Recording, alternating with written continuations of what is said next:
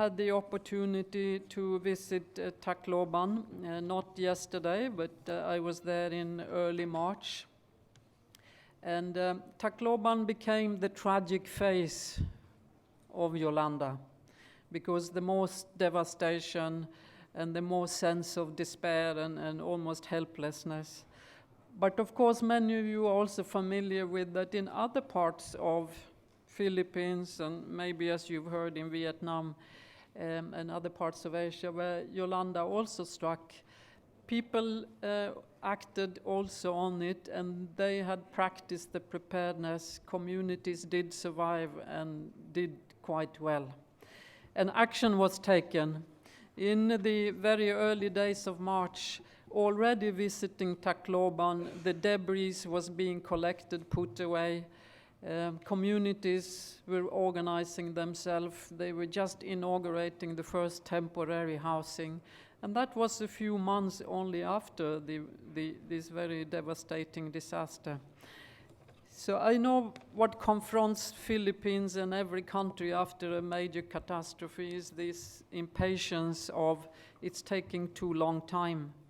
But let me share with you that in whatever we have seen around the world for decades, to 6 months after a catastrophe like this, to be on the road to establish a solid reconstruction plan is actually quite quickly.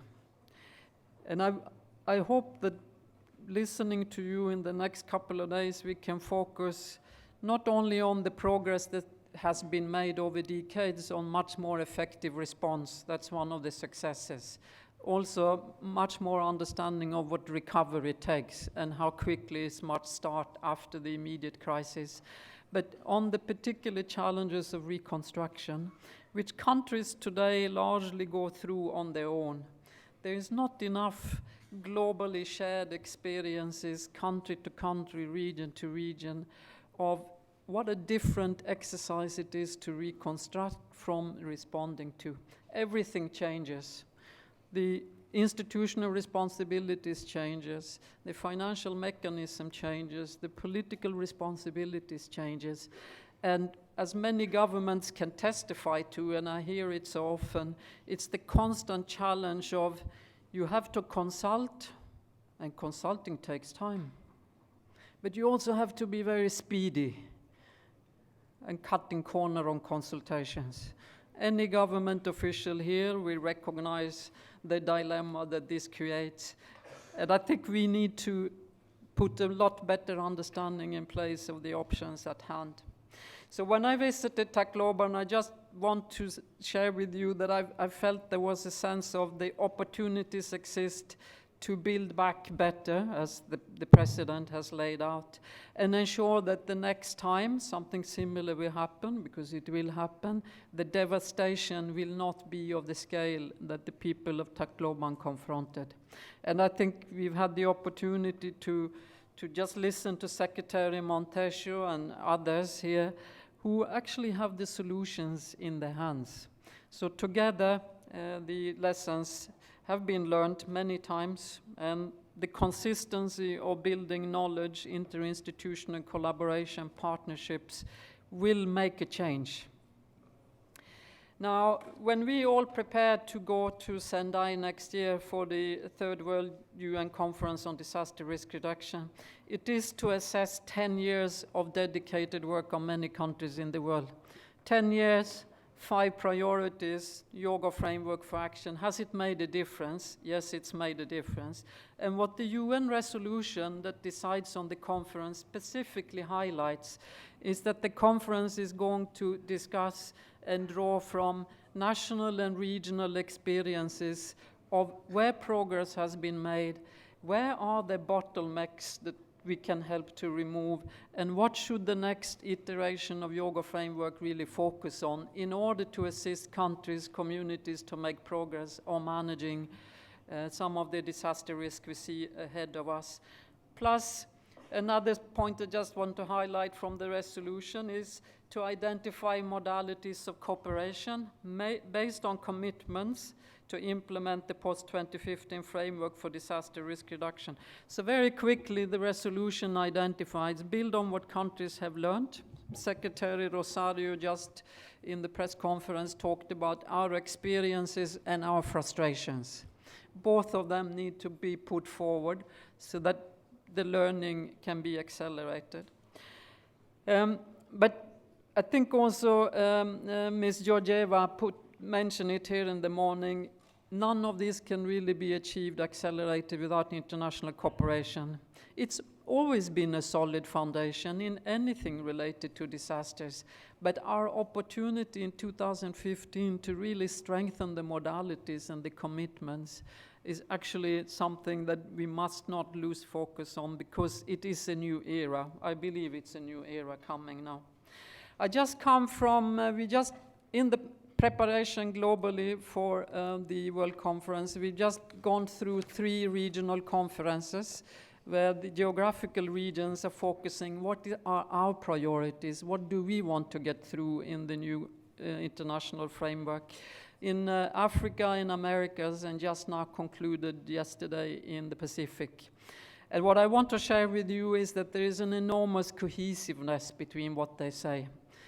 It seems either the experiences, even though countries are different, but the experiences are very similar. And the strong focus that emerged from this, I think, will all help us to focus into the future. The second thing on the preparatory process, this is an intergovernmental process. So the governments are now preparing to go to their first preparatory committee discussions, which take place hosted by Switzerland in Geneva in the middle of July this year. And governments will then come armed with these regional conclusions, plus their national experiences, and say, this is what we need out of the global framework that we will agree on in Sendai. The Asia meeting takes place in Thailand in a couple of weeks' time. And then we have a Europe meeting in July, a European ministerial meeting. Unfortunately, we had to postpone the Arab meeting. It's now in September. But just to tell you, the whole world is getting ready. This is not an agenda only for a few countries anymore. It's an agenda for every country in the world, literally speaking. So just to share with you a few, as many of you are aware of, for more than 2 years now, we've been consulting globally, regionally, locally on what did countries learn from the HFA. 5 priorities we've already mentioned. The 2 priorities that had achieved most success is priority 1, build institutions and policies and laws. And the 5th one is strengthen national preparedness and response capability and competencies. Literally every country in the world actually report progress. And I can tell you there has been a massive legislative effort going on after the HFA was established. I'm not saying there wasn't any law before that, of course there were. But the acceleration in legislative effort after 2005 is very impressive. So there's been a real strong sense of we need a basis for what we do. There has been stronger efforts in early warning systems. Obviously, the tsunami created a much more focus on that. Much more focus, bigger investments, and the link between early warning and execution and implementation. I think with some tragic experiences over this past 4 to 5 years, our understanding that early warning is not just about technology, it's also about people and the receiving has been much progressed, and lots of community-based work is going on. Risk assessment, lots of progress, in fact. More and more countries, and we just heard about Europe this morning, it's actually becoming compulsory for countries to do risk assessment. And I think Europe must be congratulated for agreeing on such concrete and forceful measures. But it's not only Europe, it's everywhere in the world. Research and investing more in research in a time where, in fact, research budgets are under squeeze in most countries in the world. we have to continue to insist on research in all the areas that are being usually under-researched. And one of the most under-researched areas in disaster risk is the social and economic consequences of disasters. These are not short-term. Go back after 10, 15 years and check how people live their time. What has been the impact on their economy, on their professional status, on their emotional status, and you will get a much more true picture of what disasters cause. But it's not a very well-researched area. We have lots of anecdotal evidence. And then I would say a huge area of progress, but far from enough, regrettably helped by lots of external events. The public awareness about disaster risk has, of course, gone up. The progress we sense right now and attention is helped by the disasters that keep happening. I think the understanding that we are not only in a new normal, we are in a relentless acceleration of events. And only if we take charge now will we ever be able to actually get ahead of these issues. Is it only disaster risk reduction? It is, of course, also much progress in economics and social areas that help. People's resilience and ability to cope have been strengthened, which helps overall progress. Hence, the strong link to sustainable development, sustainability issues, and disaster risk. So what are really some of the main challenges? I think it's the patterns of exposure of people and our economy keeps increasing. I think Ms. Georgieva already talked about the economics in the early morning, and this is happening, of course, in low-income countries, middle-income countries, and in fact also in the richest countries in the world. That relentless pattern of the cost of disasters keeps going up, but also our development models, rapidly growing urban areas, the link between poverty and disasters, and poverty seems to regrettably be increasing and being all too stable in many parts of the world. The depletion of ecosystems, the link to environmental issues and climate, of course, all these tend to work together to mitigate all the effective work that we countries are doing to mitigate the impact of disaster. So unless we can more forcefully integrate disaster risk or risk into development models, I'm afraid the risk is that we will keep seeing increasing catastrophic events and increasing vulnerability of people. So I think this impact of disasters on the economy is not fully yet taken as seriously as it must be. Maybe it's not concrete enough, but there's lots of evidence.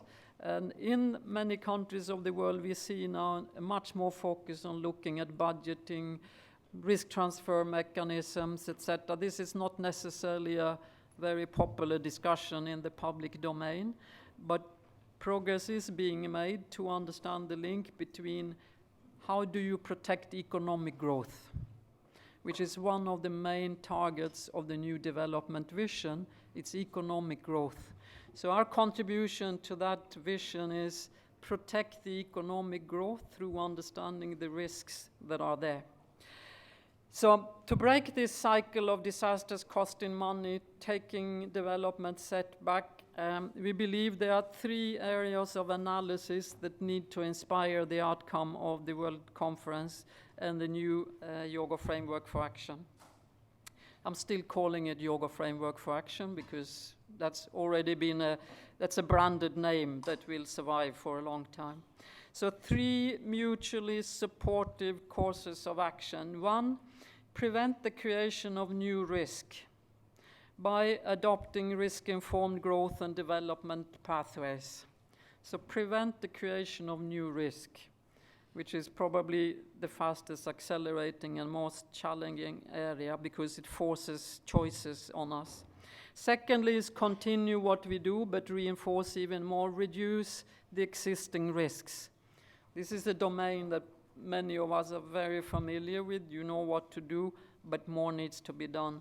And thirdly, and sometimes you can see this as the last resort, so to speak. It's strengthening the resilience of people. So when we have prepared, mitigated, and prevented, we will still have disasters.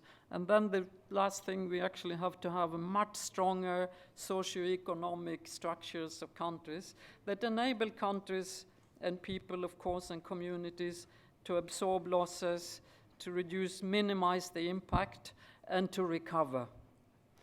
And to recover not back to a low standard, but to a better standard. Sometimes it's regrettably called bounce back, but I hope it will be a bounce forward, actually. If we have to bounce, it should be forward. So a few other things that have emerged from the consultations. This is all based on the global consultations over the past years. We've tried to identify certain principles. I just cite a few of them to you. The first one is incorporate the prevention of new risk creation and reduction of existing risk as a component of sustainable development and integrate it in governance of development. Secondly, and you've heard lots about this already, promote full engagement and empowerment of local communities, leaders, and administrators in respect of local knowledge and practice to use their understanding as the ones that have to deal with disasters every day. Of course, we know disasters and risks are national, global, transboundary, but the disasters always play out at local level. So unless we've strongly focused on the local, I don't think we can build an architecture that is really credible. Thirdly, promote an all-of-society engagement and empowerment. This include all of society, of course, private sector, civil society, science, to ensure that everyone can play their role and design structures that helps them to play their role, but not confuse roles. And then a strong call for stronger institutional alignments. Literally every country in the world still are challenged by coordination, internal coordination, not just countries, international institutions as well occasionally. And in private sector coordination systems to help everyone to perform. Lots of call for active engagement by not only the executive but also the legislative branches of countries. A strong recognition of parliamentarians' engagement over the years and how they actually help to move the system forward. And the most, maybe the strongest and most determined call of all, very interestingly, is we need to be measured. We need stronger indicator systems. We need stronger monitoring systems. We need to know where we are going. What does it mean to be resilient? How do we measure it? As you know, lots of work is going on in this area, but there's a strong call for all these consultations and regions. We really need to tackle that. So just like, and there is much more, but I hope we will hear a lot of these things from you in the next day, 2 days. I think many of you will agree with me that the 2004 Indian Ocean tsunami with its worldwide impact created a lot of change in the way we think about disasters. 10 years later now, we will have another World Conference, and I'm very convinced that the impact of the Typhoon Yolanda will dominate quite a lot of the thinking of how do we deal with disasters. Middle-income countries, fast-growing economies. These are some of the most critical countries in the world that are being struck by such disastrous event. So the focus on how can these be mitigated, anticipated, and how are countries equipped, both in technically, but also, I would say, strategically, to ensure that these disasters do not take a toll of their ambitious development plans.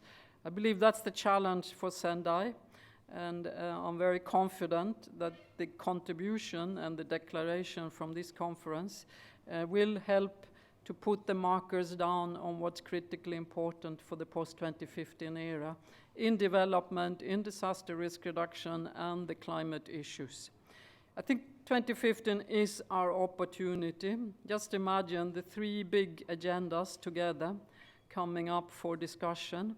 So how to make sure that we don't miss the opportunities to reinforce the linkages between them and particularly at national and regional level, draw the conclusions from such ample practical experiences that countries have. And many countries are already moving down this path, so I hope Sendai will tell them that they are moving in the right direction and that more of our international cooperation should be focused on supporting their efforts. Thank you so much.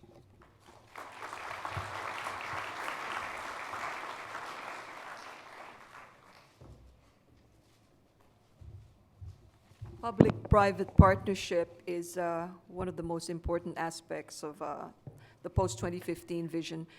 Today, we have with us the Chief Executive Officer and President of the Philippine Long-Distance Telephone Company and Smart Communications, Mr. Napoleon Nazareno.